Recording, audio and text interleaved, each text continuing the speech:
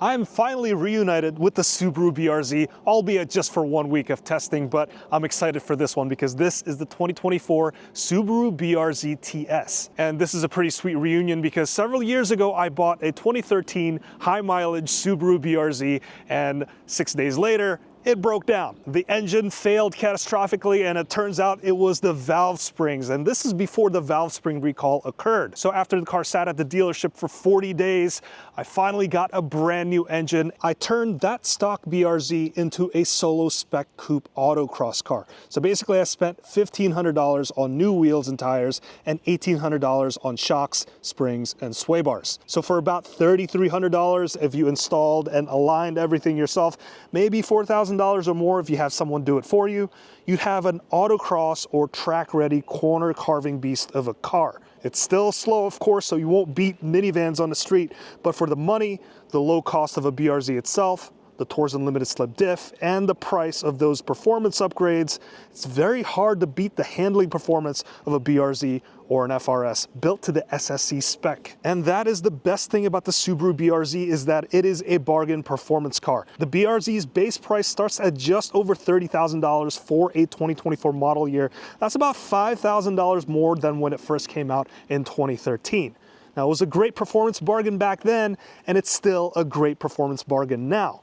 Now I'm testing the Subaru BRZ TS, and this one with delivery comes in at $36,465. That is $5,150 more than the base BRZ, or what they call the premium BRZ. And those upgrades that I spent on the BRZ, well, that was 2018 money. Fast forward to 2024, then you'd be paying about $5,000 for those same upgrades. So we are at a crossroads here. If you want to make a great handling BRZ, are you better off buying the base BRZ and then spending another $5,000 on those upgrades yourself, or spend the extra $5,000 and get the upgraded BRZ TS? So what do you get with the extra $5,150 with the TS? First, you get the upgraded Brembo brakes with those gold calipers.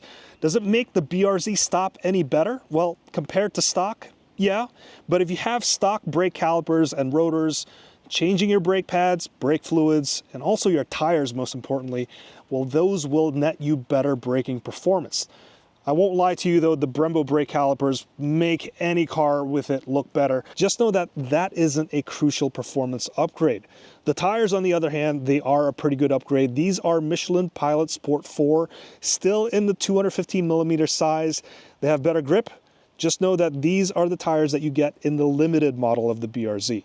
With the TS, you also get the STI-tuned front and rear dampers from Hitachi. These dampers do make the car feel more solid with a little less body roll, and the ride is stiff, but it's not annoyingly stiff like if you would have a lowered car on coilovers.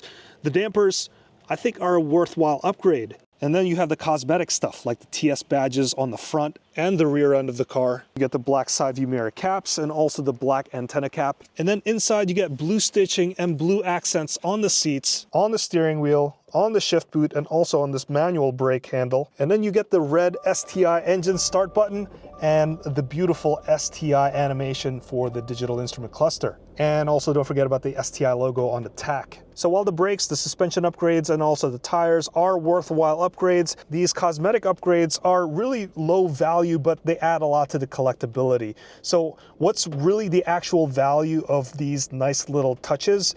Well, we'll know more in a few years. Just know that the TS has no manufacturing limits, unlike the Toyota GR86's special edition. That's the Trueno edition, and that one is limited to only 860 units. So the extra $5,000 that you would spend to get the TS isn't really the same type of upgrades that you would normally get if you were to do this yourself.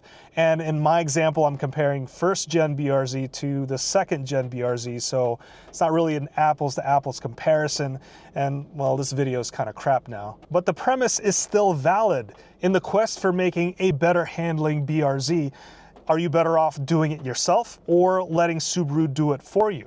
The answer is, you guessed it, it really depends. If you're trying to get the best handling performance out of as little amount of money as possible, upgrading the shocks, springs, the sway bars, and wheels and tires, you would get much better results if you were to do it yourself compared to just buying the TS. Those upgrades would make the new BRZ sit lower, feel more flat in the turns, much stiffer, and will make the car feel more raw and race car-like. And that was the experience that I had when I compared it to the first gen BRZ and my solo spec coupe BRZ. But just keep in mind that making all of those upgrades to your BRZ, while it improves the handling performance pretty immensely, it does reduce the daily drivability aspect of it. It's much less comfortable. Now, if you're looking for an incremental handling upgrade, a far improved visual upgrade, and have everything backed by Subaru warranty, then the TS is obviously the way to go. And the everyday livability of the TS isn't compromised. So it really depends on what you're trying to accomplish with your BRZ. If you're an autocrosser, or you go to track days, or are just into modifications, then obviously getting the base BRZ and spending your own money upgrading it yourself is the way to go. For everyone else, the TS is the better route. And since we're already inside in this kind of lousy looking day, let's talk about the interior of this second generation BRZ. Now, if you've seen my review of the GR86, and if you haven't, click on that link up in the corner there. But if you have, then this is probably going to be like deja vu. The second generation BRZ is a big improvement over the first. The driving position is very similar between the first and the second gen. You still get the manual handbrake. Very few cars still have this feature. And given the cramped interior, this sort of doubles as a nice handrest, at least for me when I'm driving. The 6-speed manual transmission, this has a pretty short throw, and I love the mechanical feel of it clicking into each gear. The clutch is also very traditional Subaru. It's just a very short throw. It's kind of easy to feel that clutch engagement. And then to do heel and toe, the spacing is quite right. And even though this is a small car, you still have the space for the dead pedal there, and I have plenty of room for my feet to move around. Can't say the same for some other smaller cars. Now, when it comes to the technology, you get a pretty bare bones infotainment system here. There's no GPS, but you do get Apple CarPlay and Android Auto, not the wireless version of it, unfortunately. I like that they didn't try to kind of overcomplicate things with touch-sensitive buttons. And with the screen here, you can move some stuff around. You could add shortcuts if you want to, but otherwise they kept it pretty simple with the BRZ. These temperature dials sort of look like gauges, so I like the look of it. And then these are toggles, very simple to use, again, all tactile. And right next to that, you have the STI red engine start-stop button. That looks like a really nice touch. And right behind that, you have this 6-speed manual transmission. Again, I love the feeling of that. And then your traction control off, and then this is how you get into track mode. And this being the TS, you do get heated seats here. So pretty simple center console, no cup holders to be found until you open up the armrest, and there's your 2 cup holders and a couple of USB ports. And yes, this looks fairly uncomfortable to reach for your drink over here, but what's more important here is being able to shift properly. And if you can see where my hand is relative to the cup holders, you can see that it sort of kind of gets in the way, but not by much. As for the instrument cluster, you get a 7-inch screen, and I like the boxer animation when you first turn on the car, and also the STI animation as well. And if you go into track mode, press and hold the button, and that will change the gauge cluster configuration. And this gauge cluster design is a little bit more visible in your periphery, so that when you're doing high performance track driving, you can pay closer attention to the track and get better information at a glance compared to the traditional cluster.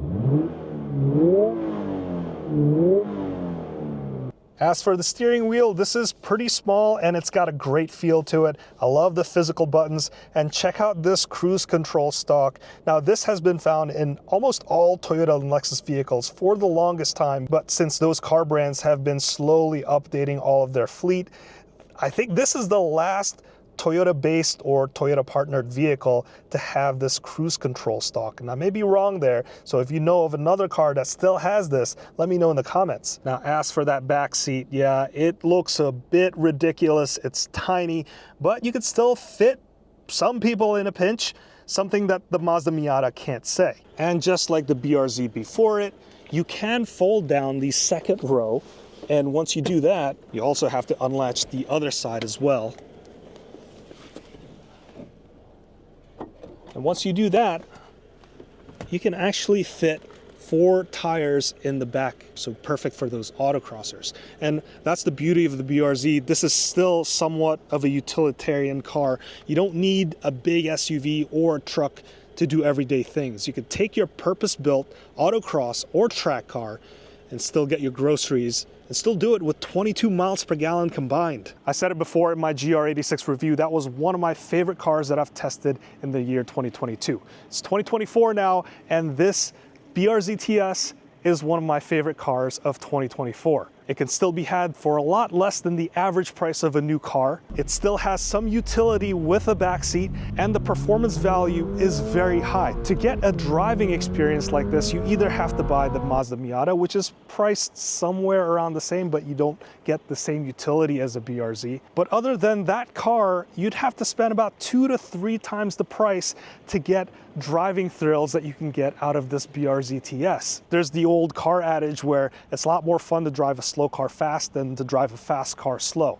This is one of those slow cars that you want to drive 9/10 and 10/10 because this has a lot more grip than it does power. And if you're an automotive enthusiast or a track enthusiast or motorsport enthusiast, then this GR86 or the BRZ is such a great teacher because this car teaches you about car control, weight transfer, because you have to take advantage of every aspect of this car and not just apply as much power as you can to generate the quickest times. You actually want to learn about proper racing lines, so on and so forth. And that's the reason why I got into the BRZ and modifying it into the Solo Spec Coupe platform, because I wanted to learn more about car control. And the BRZ is one of the best platforms that you can get aside from the Mazda Miata. And since you're still watching this, if you want to check out my review of the Toyota GR86, click on this link over here. But I want to thank you so much for watching all the way till the end. If you like this video, please consider hitting that like and that subscribe. My name is Hanson. That has been the 2024 Subaru BRZ TS, and I'll see you in the next one.